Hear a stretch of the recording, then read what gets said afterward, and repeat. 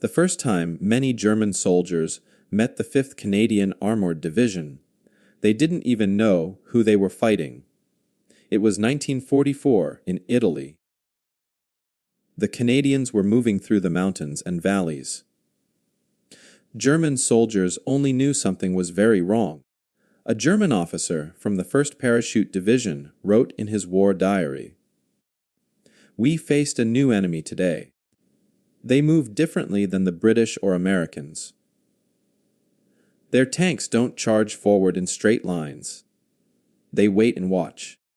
They study our positions. Then they hit us where we're weakest. By the time we figure out their plan, they've already broken through our defenses."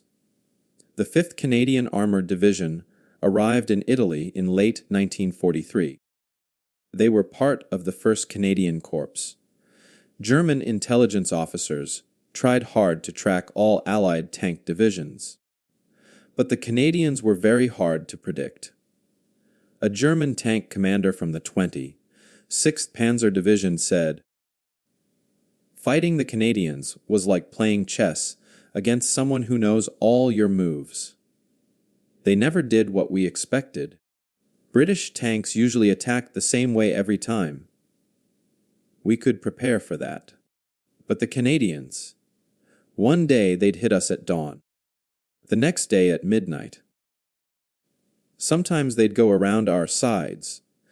Other times they'd push straight through our middle. We never knew what was coming. What scared German soldiers most wasn't the Canadian tanks themselves. It was how the Canadians used them. The 5th Armored Division practiced a way of fighting that mixed tank attacks with soldiers on foot in a scary way. A German soldier from the 29th Panzer Grenadier Division remembered, "The Canadian tanks never came alone. Never. Their foot soldiers moved with them like shadows.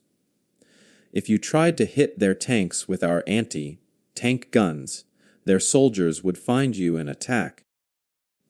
If you focused on their soldiers, their tanks would destroy your position. It was impossible to defend against." The German army called this the Canadian style of fighting. They even wrote special training papers about it. These papers warned German units what to expect when facing the 5th Canadian Armored Division. One warning paper said, "Canadian armored units show unusual patience for attacking forces. They will watch a position for hours or even days before attacking. Do not think their slowness means weakness. When they attack, it comes fast, hard, and from directions you don't expect. Their tank commanders show excellent understanding of ground and terrain. They use every hill, every valley, every stone wall to their advantage." German respect for the Canadians grew during the fight for the Hitler Line in May 1944. The Hitler Line was supposed to be impossible to break through.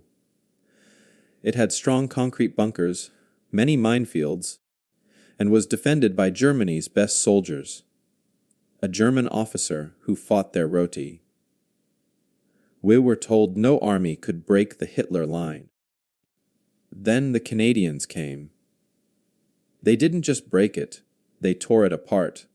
Their tanks found weak spots we didn't know we had. They attacked at night when we couldn't see well. When morning came, they were already behind our lines. It wasn't just a military defeat. It hurt our confidence." The Leary Valley Campaign showed how deadly the 5th Canadian Armored Division could be. German soldiers started calling them the Patient Hunters. The name described how the Canadians fought perfectly. A German veteran explained, "Most Allied tank units fought like they were in a hurry. They'd rush forward and hope their big numbers would win. The Canadians were different. They fought like hunters tracking dangerous animals. They'd follow us and watch us and study our movements. Then, when we were tired or weak or looking the wrong way, they'd strike. It was terrifying because you never felt safe. Even when it was quiet, you knew they were out there, watching and waiting. The Canadian tankers' skill at reading the land impressed and frustrated their German enemies. Italy's mountains and hills made tank fighting very difficult. Many commanders thought tanks couldn't work well there. But the 5th Canadian Armored Division proved everyone wrong. They used the difficult ground to their advantage in ways that amazed German defenders. A German tank officer said, "The Italian mountains should have made tanks almost useless." The British and Americans had trouble moving their tanks through the hills. But the Canadians, they moved through that ground like they'd been born there. They found paths we thought tanks couldn't use. They set up their tanks on hilltops we thought were impossible to reach. Several times we prepared defenses for attacks from the valleys, only to find Canadian tanks shooting at us from the mountains above. How do you defend against an enemy who can put heavy tanks where tanks shouldn't be able to go? This skill came from careful practice and new ideas. Canadian tank commanders spent hours studying maps and looking at the ground. They often went out on foot to check routes before sending tanks through them. A captured Canadian tank commander told his German questioners, "We don't just drive our tanks. We know the ground, every creek, every ridge, every patch of soft earth. We know where we can go and where we can't. And we're always looking for the path nobody expects." His German questioners were impressed but also worried. One wrote in his report, "The prisoner showed exceptional knowledge of small ground details. This level of planning and careful preparation explains why Canadian armored attacks succeed so well. They leave nothing to chance." The German army's respect for the 5th Canadian Armored Division grew stronger during the Gothic Line fighting in fall 1944. The Gothic Line was Germany's last big defense line in northern Italy. German commanders put their best units there. A German general said, "If we can't stop them here, we can't stop them anywhere in Italy. The question isn't if the Allies will attack. It's when, and which units we'll face. Please God, let it not be the Canadians."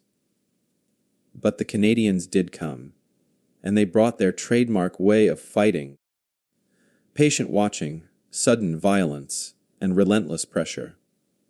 A German soldier from the 90th Panzer Grenadiers described the experience. The Canadians arrived at the Gothic Line in early September. For 3 days, almost nothing happened. We saw some scouting patrols. A few small gunfights. Our officers started thinking maybe the main attack would come somewhere else. Then, on the 4th night, hell broke loose. Canadian tanks came from 3 directions at once. Their artillery hit every command post, every supply point, every communication station. By dawn, our whole defensive line was cut into pieces. Units couldn't talk to each other. Officers didn't know what was happening. And through all the confusion, those Canadian tanks kept coming, always hitting us where we were weakest. What really impressed German soldiers was how the 5th Canadian Armored Division never seemed to stop. Other Allied units would attack, then pause to rest and resupply. But the Canadians kept pushing forward day and night. A German officer wrote, "Fighting the Canadians felt like drowning. Just when you thought you could catch your breath, another wave hit you. Their tanks would attack in the day. When we finally pushed them back and started to dig in, they'd attack again at night. When we stopped that attack, their artillery would start. When the shelling stopped, here came their tanks again. They never gave us time to rest, to reorganize, or to bring up fresh troops. It was exhausting, both physically and mentally. This constant pressure was part of Canadian battle planning. 5th Armored Division commanders believed in keeping enemies off, balance and reactive. A German intelligence report explained, Canadian armored tactics focus on maintaining constant pressure rather than achieving single big victories. They prefer to steadily grind down enemy forces through repeated smaller attacks.